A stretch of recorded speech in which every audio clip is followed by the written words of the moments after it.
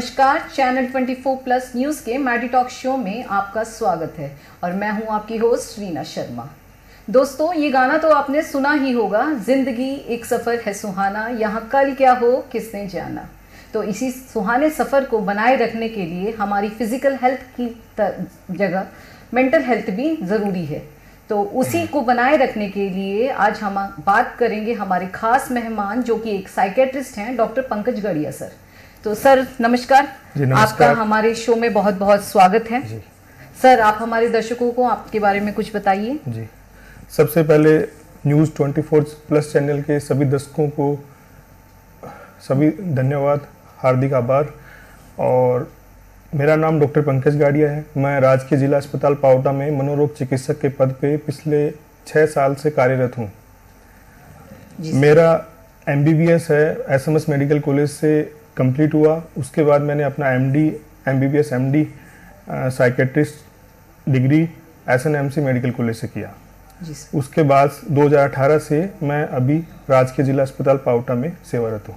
जी sir, हम सुनते हैं कि ना साइकेट्रिस्ट डॉक्टर से कंसर्न करना चाहिए, तो sir psychiatrist and psychologist in ये दोनों क्या डिफरेंट है? हम लोगों को अगर कोई प्राइमरी लेवल पे कोई तकलीफ होती है तो हमें किन को प्रेफर करना चाहिए? Sir, what is the main difference between psychiatrist and psychologist? जी, साइकेट्रिस्ट मायना कि मनोरोग चिकित्सक। साइकेट्रिस्ट बीमारियों को डायग्नोसिस करने में डायग्नोसिस बनाता है और उसको ट्रीटमेंट प्रोवाइड करवाता है जी। और साइकोलॉजिस्ट डायग्नोसिस बनाने में हेल्प करता है और उसको ट्रीटमेंट प्रोसीजर में डॉक्टर की हेल्प करता है जी।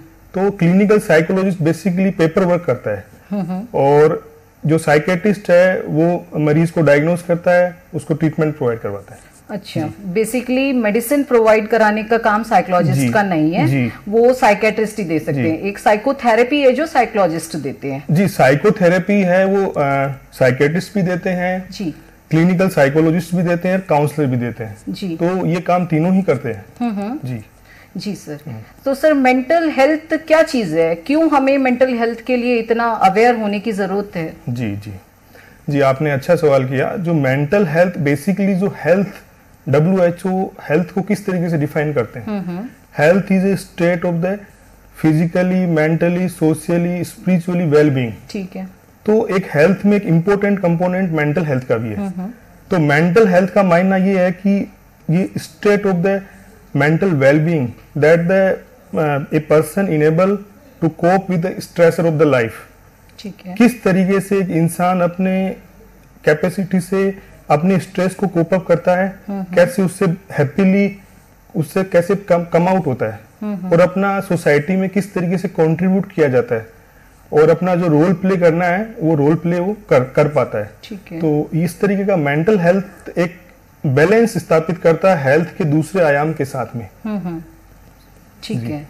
तो सर, अपन ऐसे बोलते हैं कि कोई मेंटली इल पेशेंट है या बीमार है जो दिमागी तौर पे, तो उसको लोग घर वाले एक्सेप्ट नहीं करते हैं। वो लोग ये बोलते हैं कि इस पे या तो कोई देवी देवता का हो गया है, ऊपरला हो गया है, कोई भूत का हो गया है, तो उसको बांध के रखते हैं घरों में, उसको बाहर नहीं निकलने देते हैं। तो सर, ये क्या है? एक मिथ है कि एक हकीकत है कि सच में उसके ऊपर कुछ ऊपर का हो गया है? जी, इसमें आपने बहुत अच्छा सवाल किया। आजकल ये मानसिक रोगों को जिस नजरिए से देखा जाता है कि ये ऊपरी कोई देवी शक्ति का प्रकोप है या ऊपरी कहीं इसका चौराहे पे कोई पांव पड़ गया है, कहीं पे मूत्र विसर्जित कर दिया गया है जी सर, तो इस तरीके से उसको ऊपरी छाया मान के उसका लोग इलाज नहीं करवाते। ठीक है। और उसका कारण आपको ये देखना पड़ेगा कि जिस तरीके से शारीरिक रोग है उसी तरीके से मानसिक रोग है। शारीरिक रोगों के कारण है, निवारण है, उसी तरीके से मानसिक रोग भी विभिन्न प्रकार के हैं, उनका इलाज है, उनका पूर्ण तरह से इलाज संभव है जी सर। आपने जैसे बताया कि रोगियों को बांध के रखा जाता है जी। तो इसका चिकित्सा कभी भी रोगियों को प्रतिबंध लगा के नहीं की जाती। उसके लिए पूर्ण तरीके से ट्रीटमेंट अवेलेबल है। और जिस तरीके से आजकल समाज में एक हे दृष्टि की भावना से मानसिक रोगियों को देखा जाता है, क्योंकि उनका सोसाइटी में जो स्तर है वो डाउन हो जाता है जी। क्योंकि वो रिलेशनशिप बिल्ड करने में वो रिलेशनशिप निभा नहीं पाते सोसाइटी में और सोसाइटी उनको एक्सेप्ट नहीं कर पाती। तो इसको दूर करने के लिए जो जनप्रतिनिधियों को आगे आना चाहिए, उनको भी एक अच्छी दृष्टि से देखा जाना चाहिए और साथ में जो आपने बताया, जिस तरीके से बताया कि ये कोई भी इसका दैवीय प्रकोप की वजह से नहीं है ये, जी सर, और ये कोई भी छाया नहीं है, भूत प्रेत, ये बिल्कुल निराधार बात है।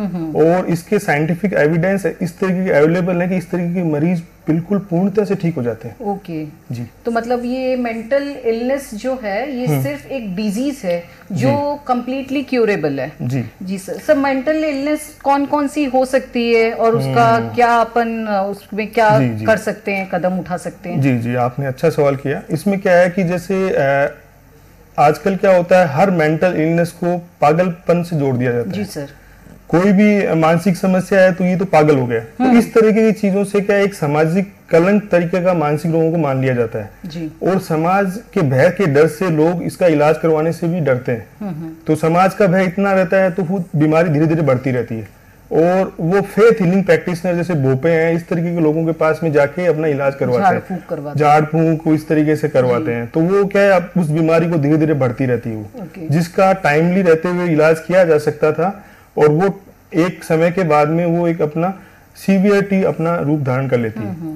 तो अपन कुछ जैसे कॉमन इलनेस के बारे में बात करेंगे। पहले कॉमन इलनेस जो जनरल एंजाइटी डिसऑर्डर और डिप्रेशन। तो हम इसके लक्षणों की पहचान कैसे करें, किस तरीके की पहचान कैसे होगी? तो सबसे पहले जनरल एंजाइटी डिसऑर्डर में क्या है, घबराहट एक बहुत मुख्य सिम्टम है। लगातार घबराहट रहना, लगातार बेचैनी रहना। पेशेंट आगे बोलते हैं कि मन अशांत रहता है, मन में शांति नहीं है, लगातार विचार आते रहना, एक के विचार दूसरा विचार, कुछ अनहोनी की घटना जैसे कि कुछ कोई एक्सीडेंट हो जाएगा, बच्चे के कुछ प्रॉब्लम हो जाएगी, जॉब चली जाएगी और मेरे कोई हार्ट अटैक तो नहीं आ जाएगा, इस तरीके की बातें पेशेंट करते हैं जी। तो उसको लगातार उनको वो विचारों में रहता है और लगातार उसका मन अशांत रहता है। उसके साथ साथ में देखो, नॉर्मल एंजाइटी और एंजाइटी डिसऑर्डर दोनों में डिफरेंशिएट करना बड़ा जरूरी है जी सर। तो नॉर्मल एंजाइटी हम उसको बोलेंगे जो थोड़ी बहुत सामान्य घबराहट, जब कोई एग्जामिनेशन देने जा रहा है, कोई अपना प्रेजेंटेशन देने जा रहा है, तो एक स्वाभाविक प्रक्रिया है जो कि उसको अलर्ट रखती है जी। लेकिन जब ये एंजाइटी बढ़ के एक्सेसिव एंजाइटी हो जाती है, चिंता के विचार अत्यधिक हो जाते हैं, तो उसके अंदर अत्यधिक विचारों के साथ में वो साइको सोशियली और वो सोशियो ऑक्यूपेशनली डिस्टर्ब हो जाता है जी। ना तो वो काम पे अपना फोकस कर पाता है, ना वो कार्य कर पाता है जी। और दिन भर उसका पूरा टाइम इन्हीं चीजों में उसका स्पेंड होता है जी। सर एक मिनट, एक सवाल बीच में कि अगर जैसे मैं ही हूँ, कभी रात को आज नींद नहीं आई, कल नींद नहीं आई, तो सर ये डिसऑर्डर में जा रहा है कि उसका मतलब कितने दिन का अपन टाइम पीरियड एज्यूम कर सकते हैं? तो देखिए ऐसे है कि ये लगातार, ये चीजें लगातार 6 मंथ का एपिसोड WHO ने डिफाइन किया है। लगातार 6 महीने तक इस तरह की परेशानी से आप गुजर रहे हो, साथ साथ में आप अपना काम भी नहीं कर पा रहे, ऑफिस पे, वर्क प्लेस पे, घर पे अपनी ड्यूटीज को नहीं निभा पा रहे, तो हम उसको जनरल एंजाइटी डिसऑर्डर मान के ट्रीटमेंट शुरू करने की आवश्यकता है जी सर। दूसरा आपका जो डिप्रेशन, जिसको आजकल सोसाइटी में बहुत कॉमन हो गया है, तो इसके अंदर जो एक लगातार एक पेशेंट कंप्लेन करता है कि लगातार उदासी रहती है, वो उदासी दिनों, हफ्तों, महीनों भर तक वो उदासी बढ़ती रहती है जी। और ये उदासी को WHO ने बताया है, जो डिप्रेशन की जो उदासी है वो परसिस्टेंट और परवेजिव होती है, लगातार बढ़ने वाली उदासी, और लाइफ के हर डोमेन में, चाहे वो ऑफिस में है, चाहे वो घर पे है, कहीं पे भी है, वो अपने आप उदास अकेला फील करता है। उसका loss of interest in all activity, जो भी उसकी एक्टिविटी में उसका लॉस ऑफ इंटरेस्ट हो जाता है। तो ये जो नॉर्मल उदासी से डिफरेंशिएट करना इसको जरूरी है। नॉर्मल कभी कभार किसी को उदासी हो जाए तो उसको अपन डिप्रेशन नहीं मानेंगे। ये उदासी लगातार 14 डेज तक रहे और इस उदासी को हर डोमेन में रहे और उसके साथ साथ में उसको loss of interest in all activity, और जब ये इस तरीके का डिप्रेशन लगातार बना रहे, साथ में ये ऑक्यूपेशनली और सोशली डिस्टर्ब हो जाए जी। और उसको वर्क प्लेस पर वो काम नहीं कर पाए, और साथ साथ में जब इसमें सेल्फ गिल्ट की भावनाएं उत्पन्न हो जाए, उसका जो एंगर है वो इनवर्ड की डायरेक्शन हो जाए कि भाई ये जो मेरे को मेरी वजह से हो रहा है फीलिंग, हाँ राइट, ये जो आपने बताया कि मेरी वजह से ऐसे हुआ है, और साथ साथ में उसको होपलेसनेस हेल्पलेसनेस, अब कोई फ्यूचर नहीं है मेरा, अब कोई हेल्प नहीं आ सकती तो कभी सर भी। क्या ये डिप्रेशन की वजह से ही जो आजकल अपन सुनते हैं कि छोटे बच्चे सुसाइडल अटेम्प्ट कर रहे हैं, बिना बस थोड़ा सा कुछ बात हो गई, पेरेंट्स ने छोटी सी बात बोल दी तो उस पे वो डिप्रेशन में चले जाते हैं और सुसाइड कर लेते हैं। सुसाइड पे मैं आऊंगा अभी। जो आपने बताया कि आजकल जो सुसाइड लगातार जो बढ़ रहे हैं, देखो मोस्ट कॉमन कॉज ऑफ जो डेथ है इन साइकेट्रिक पेशेंट वो सुसाइड है। सुसाइड के द्वारा ही ये इसमें साइकेट्रिक के पेशेंट अपना कमिट करते हैं सुसाइड आगे जाके, जब वो illness severity of the illness बढ़ जाती है, उसका प्राइमरी स्टेज है। राइट, वो डिप्रेशन की वजह से भी हो सकता है, सीजोफ्रेनिया अगर उसका अंडरलाइंग कोज सीजोफ्रेनिया की वजह से भी हो सकता है, सब्सटेंस अब्यूज की हिस्ट्री हो, उसमें लगातार वो मल्टीपल ड्रग्स का सेवन करता हो। साथ में कुछ देखा गया है कि साइकोसोशियल फैक्टर भी बड़ा इंपॉर्टेंट रोल प्ले करते हैं। लाइक जैसे कोई एग्जामिनेशन फेलियर हो गया बच्चों में, कोई माँ बाप का भी आजकल इतना प्रेशर रहता है बच्चों पे, तो वो एग्जाम में कोई फेल हो गया कोई, तो वो फिर वो फेल में आगे डिप्रेशन में उसको एक ट्रिगर मिल जाता है, वो इम्पल्सिव बिहेवियर में सुसाइड भी कर लेते हैं। और दूसरा कि जैसे कोई लव अफेयर फेलियर हो गया या कोई फाइनेंशियल क्राइसिस हो गया, तो इन दौरान ये साइकोसोशियल फैक्टर भी बड़ा इंपॉर्टेंट रोल प्ले करते हैं सुसाइड के दौरान। इसको मैनेज किया जा सकता है मेंटल हेल्थ प्रोफेशनल लोगों से, टीम के द्वारा इसको मैनेज किया जाता है। इसके प्रॉपर काउंसलिंग, प्रॉपर गाइडेंस, और कुछ जो सुसाइड करने वाला पेशेंट कुछ वार्निंग साइन और सिग्नल जरूर देता है कि जो वो या तो इस तरीके के थ्रेट दिखाएगा कि मैं सुसाइड करने वाला हूँ, या इस तरीके के कुछ उसके पोस्चर होंगे, बॉडी पोस्चर, और वो कुछ सर्चिंग उसका बिहेवियर होगा नेट पे, कुछ वो इस तरीके की प्लानिंग सेट करेगा कि मैं किस तरीके से सुसाइड अटेम्प्ट करूं। तो इस तरह के क्लू आपको देखने को मिलते हैं, और जब उन क्लू को सही टाइम पे डायग्नोसिस कर लिया जाए, पहचान लिया जाए, उसका ट्रीटमेंट पॉसिबल है। तो इसमें आप अगर अंडरलाइंग डिजीज है डिप्रेशन, तो उसका डिप्रेशन का ट्रीटमेंट किया जाए। ईसीटी, इलेक्ट्रोकन्वल्सिव थेरेपी का भी इसमें बहुत अच्छा रोल है। अगर हमें पता है कि पेशेंट डिप्रेसिव है, सुसाइडल रिस्क है, सुसाइड करने का अटेम्प्ट कर चुका है पहले, तो उसको ईसीटी पे लिया जाना आवश्यक है। तो ये मेंटल हेल्थ प्रोफेशनल की जो टीम है वो उसको मैनेज किया जा सकता है। सुसाइड प्रिवेंटेबल है। सुसाइड को प्रिवेंट किया जा सकता है अगर टाइम रहते हुए आइडेंटिफाई किया जाए। राइट सर, ये क्या अपन जो साइकेट्रिक डिजीजेस होती है ये हेरिडिटिकल भी होती है? जी, इनका जो आपने कारण के ऊपर बात करें तो मानसिक रोगों के कारण कुछ बायोलॉजिकल कारण होते हैं, कुछ न्यूरोट्रांसमीटर के ब्रेन में कुछ बदलाव होने की वजह से भ्रम की स्थिति, केमिकल लोचा होने की वजह से। राइट, जो आप जो मूवी की बात कर रहे हैं, तो न्यूरोट्रांसमीटर ट्रांसमिशन में जो न्यूरोट्रांसमीटर के उतार चढ़ाव में वेरिएशन की वजह से कुछ भ्रम की स्थितियां पैदा हो जाती है। तो अभी साइकोटिक डिसऑर्डर की जो मैं बात करूं तो एक सीजोफ्रेनिया जो ये सीरियस इलनेस है, तो सीजोफ्रेनिया के अंदर कुछ डिल्यूजन, हेलुसिनेशन आते हैं।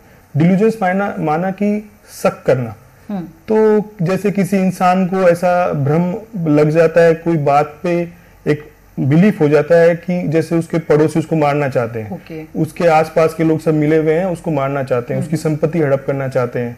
जब उसको ये बात समझाई जाती है कि भाई ऐसा नहीं है, तो वो मानने के लिए तैयार नहीं होता। तो वो अपना जो फर्म बिलीफ उसका है वो उस पर कायम रहता है। तो सर पेशेंट के घर वाले भी नहीं मानने को तैयार होते कि उसमें कोई ऐसे डिजीज के सिम्टम्स हैं। हाँ, ये भी राइट। ये आपने जो बताया कि ये अवेयरनेस का अभाव है, क्योंकि लोगों को एजुकेट करना आवश्यक है। जितना एजुकेट होंगे, इन बीमारियों के बारे में पढ़ेंगे, समझेंगे, तो उनको लगेगा हाँ ये बीमारियां हैं, इनको इलाज कराना चाहिए। तो डिल्यूजन्स की मैं बात कर रहा था, तो इसमें क्या होता है कि शक करना, तो उसको ऐसा एक भ्रम पैदा हो जाता है जो चीज वास्तव में है नहीं, लेकिन उसको लगने लग जाता है कि है। तो एक उसको ये हो गया, दूसरा ये हो जाता है कि लोग उसके बारे में बातें कर रहे हैं, तो डिल्यूजन ऑफ रेफरेंस डेवलप हो गया। कई बार इसमें होता है डिल्यूजन ऑफ कंट्रोल डेवलप हो जाते हैं, उसको लगता है कोई बाहरी शक्ति है, ताकत उसको कंट्रोल कर रही है, और उसका पूरा बॉडी माइंड सब उसके अंदर कंट्रोल में आ चुका है, और उसके अकॉर्डिंग वो मूड बिहेवियर उस तरीके से अपना प्रदर्शित कर रहा है। तो इस तरीके की ये सीरियस इलनेस सिजोफ्रेनिया में आता है। सिजोफ्रेनिया का दूसरा पार्ट है हेलुसिनेशन। हेलुसिनेशन का माइंड परसेप्शनल डिसऑर्डर है। ये भी सिजोफ्रेनिया में और बाइपोलर में दोनों में मिलते हैं। तो इसमें क्या है कि जैसे आवाजें आना, दिखाई देना, तो जो ये जैसे अब उनको पेशेंट जिस तरीके से बात करते हैं कि हमें कुछ आवाजें आ रही है बाहर से, जबकि वास्तव में बाहर कोई नहीं है। हम जब साथ में बैठे हैं उसको फिर भी आवाजें आ रही है, वो आवाजें उसको डरा रही है। दोस्त, अब ये आवाजें क्या है, कोई आवाज है, कोई जो उसके बारे में बात कर रही है, उसको 2 से 3 से 4 लोग उसके बारे में लगातार डिस्कस किए जा रहे हैं। तो इसको थर्ड पर्सन ऑडिटरी हेलुसिनेशन बोलते हैं साइंस की भाषा में। तो ये कॉमनली पाया जाता है सिजोफ्रेनिया में। और फिर वो उन आवाजों को रिस्पॉन्ड करता है, तो वो बड़बड़ाना जिसको बोलते हैं, तो इसको देख के हम पहचान भी कर सकते हैं कि ये मानसिक रोगी हो सकता है। हाँ।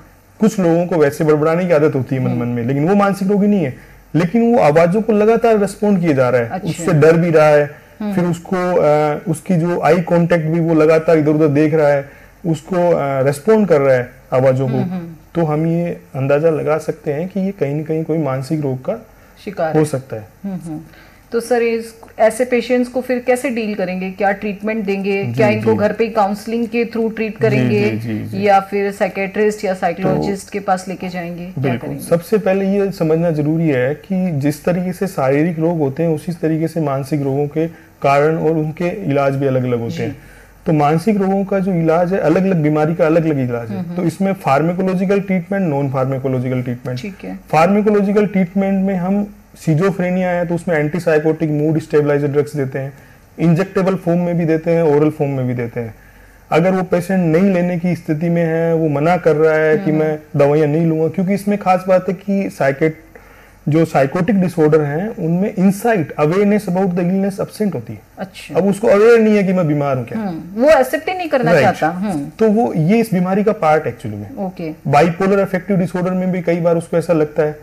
तो और उसमें सिजोफ्रेनिया में भी, डिप्रेशन एंजाइटी के पेशेंट में वो खुद चला के दवाई लेने के लिए आएंगे, लेकिन सिजोफ्रेनिया बाइपोलर में उनका इनसाइट टोटली एब्सेंट होता है और जजमेंट कि क्या सही है क्या गलत है, निर्णय लेने की क्षमता वो उनकी इम्पेयर्ड हो जाती है।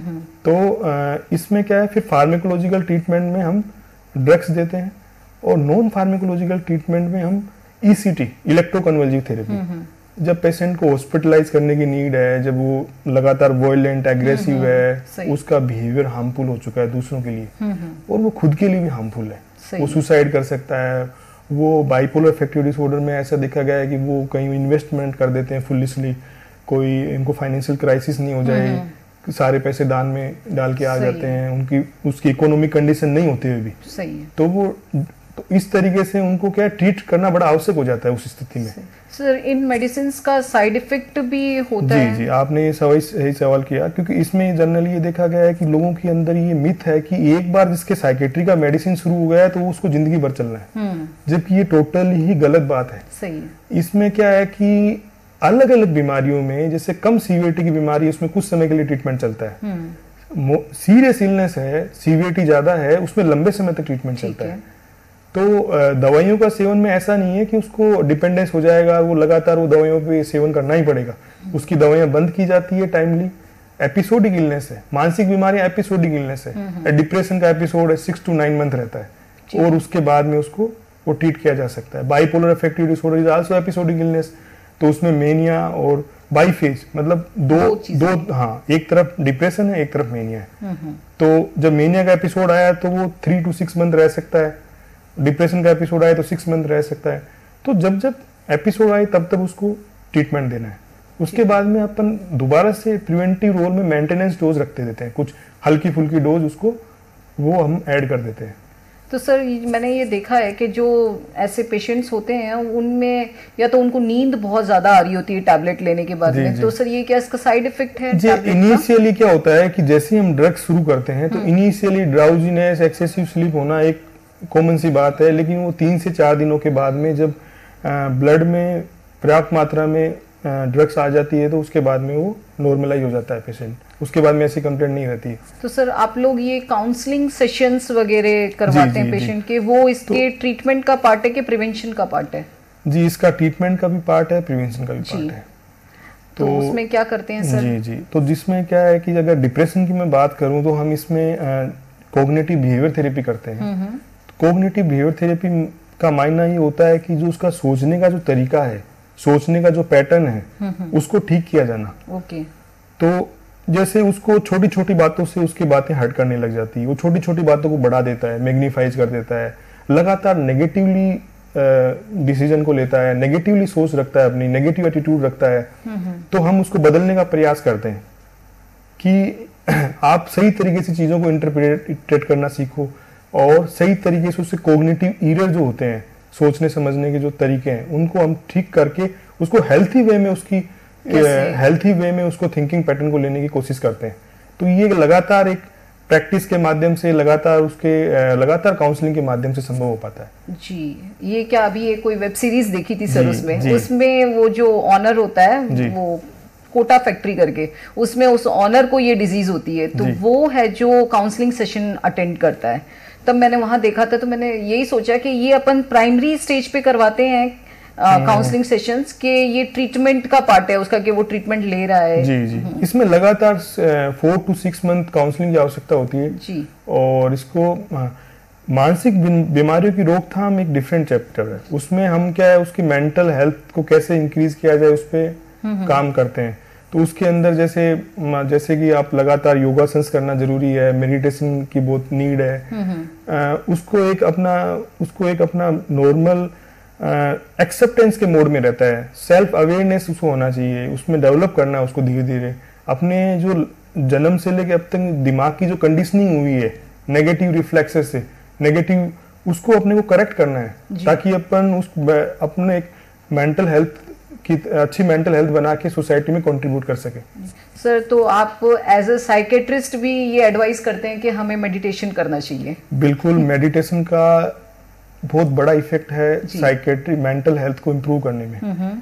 ये बहुत एविडेंस है इसके कि जो लोग लगातार मेडिटेट करते हैं और जो लगातार अपनी चीजों को, मेडिटेशन का क्या मायना है कि आप एक जगह पे फोकस करना और उन चीजों को एक्सेप्ट करते हुए 5 सेंसेस को एक्सेप्ट करते हुए अपनी बॉडी और माइंड को रिलैक्स करना। अब इसको आप ईश्वर से भी कनेक्ट किया जा सकता है, जिसको अपन जो नाम जब जो करते हैं जो लोग, तो वो जिस तरीके से उसको कनेक्ट करके और अपने आप को हील किया जा सकता है। ठीक है। तो अपने जो नेगेटिव इमोशंस हैं वो वॉश आउट हो जाते हैं। तो लगातार इसका 15 से 20 मिनट 30 मिनट जब भी समय मिले तो इसका लगातार अभ्यास करने से मेंटल हेल्थ को बड़ा इंप्रूव किया जा सकता है। और सर, एक्सरसाइज का भी रोल है मेंटल हेल्थ? जी बिल्कुल, ये जो आप देखते होंगे जो मसल्स टेंशन है, हेडेक है, जगह जगह पेन, साइकोसोमेटिक डिसऑर्डर आजकल हैं, तो इनमें जैकब्सन प्रोग्रेसिव रिलैक्सेशन एक्सरसाइज होती है। वो एक तरीके से योगा की तरह ही, योगासन के जो पोस्चर है, सूर्य नमस्कार हैं, इस तरीके के जो खड़े रह के करने वाले व्यायाम हैं, ये योगासन से इनको किया जा सकता है। तो मतलब exercise and meditation both are useful in our mental health improvement. ठीक है सर, ये जो सुसाइडल अटेम्प्ट्स हो रहे हैं, तो इसका क्या कॉज हो सकता है? क्यों आजकल बच्चे भी इतना, उनका एग्रेसिव बिहेवियर हो गया है कि वो लोग सुसाइड की तरफ कमिट कर रहे हैं? आजकल लड़का लड़की का ब्रेकअप हो गया तो सुसाइडल अटेम्प्ट हो रहे हैं। तो मतलब आजकल इतना शॉर्ट टेम्पर्ड होना, और एक तो सोशल मीडिया ने उन लोगों को इतना ज्यादा मोटिवेट कर दिया है कि वो लोग बस छोटी बातों पे पेरेंट्स को धमकी देके और निकल पड़ते हैं। तो सर, इसका क्या मेजर कॉज है? बिल्कुल, देखो इसमें ये है कि जो 2 कारण है। देखो, एक तो क्या है, मेंटल इलनेस है, यह मेंटल इलनेस है तो उसको ट्रीट किया जाना जरूरी है। दूसरा आपने बताया साइकोसोशल फैक्टर जो है कि भाई ब्रेकअप हो गया, एग्जामिनेशन फेलियर हो गया, या फिर आजकल जो नेट का जो यूज ज्यादा कर रहे हैं, तो नेट के ज्यादा यूज में क्या होता है कि ओसीडी नामक बीमारी को इसको WHO ने इंक्लूड कर लिया।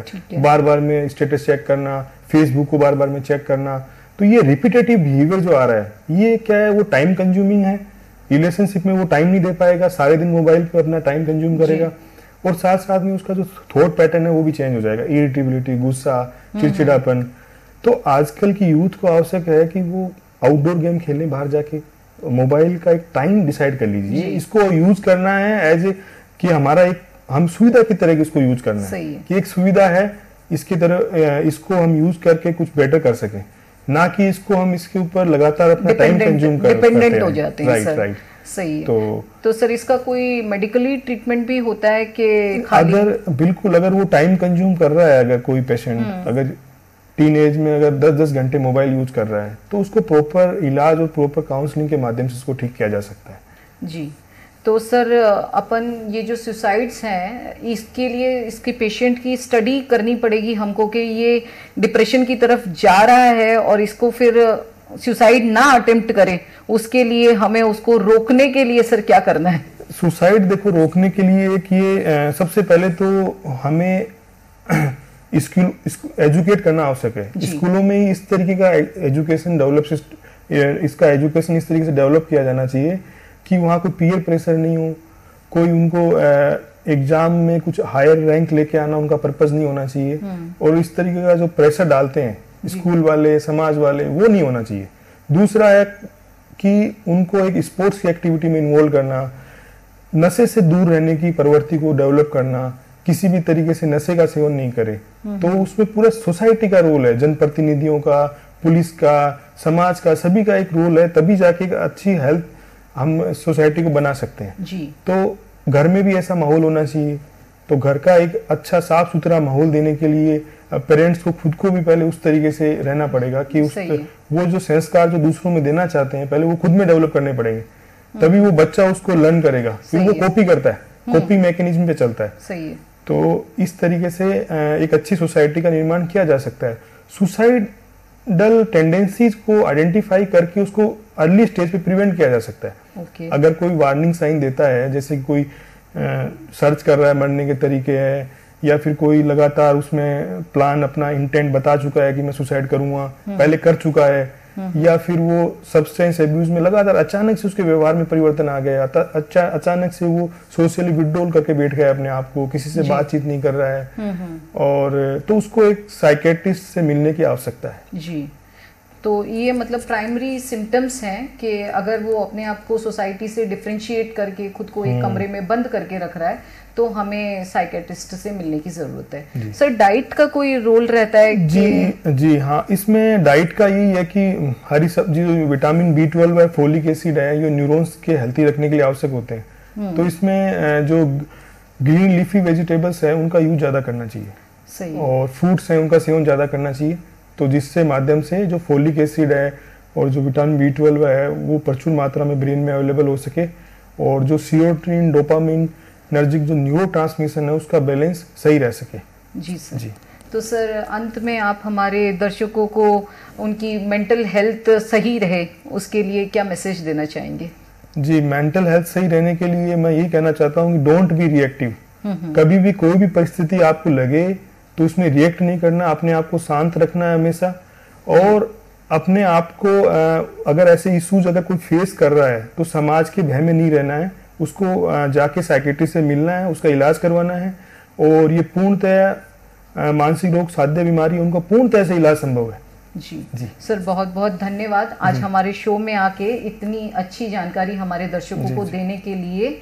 और आप सबकी भी बहुत सारी जो समस्याएं हैं जो आप ये घर में सोच रहे हैं कि कहीं मैं साइकेट्रिक तो नहीं हो रही हूँ या हो रहा हूँ, तो आपके भी काफ़ी सारे फंडामेंटल्स क्लियर हो गए होंगे कि ये बीमारी की तरफ जा रहे हैं हम या ये एक नॉर्मल चीज़ है। तो अगर लग रहा है कि हमें किसी साइकेट्रिस्ट से मिलने की ज़रूरत है तो उसको घर पे बैठ के सॉल्व करने की कोशिश ना करें, टाइमली डॉक्टर के पास में जाएं। जिसका ट्रीटमेंट आज हो सकता है उसको आज ही कराने की कोशिश करें। अगर उसको पाल के बड़ा कर लेंगे तो वो बीमारी बहुत लंबी हो जाएगी, फिर शायद आपको मंथ्स लग जाएंगे उसको क्योर होने में। तो आज के लिए हमारे शो में बस इतना ही। मैं हूँ आपकी होस्ट रीना शर्मा और आज हमारे साथ थे पंकज गड़िया सर। धन्यवाद।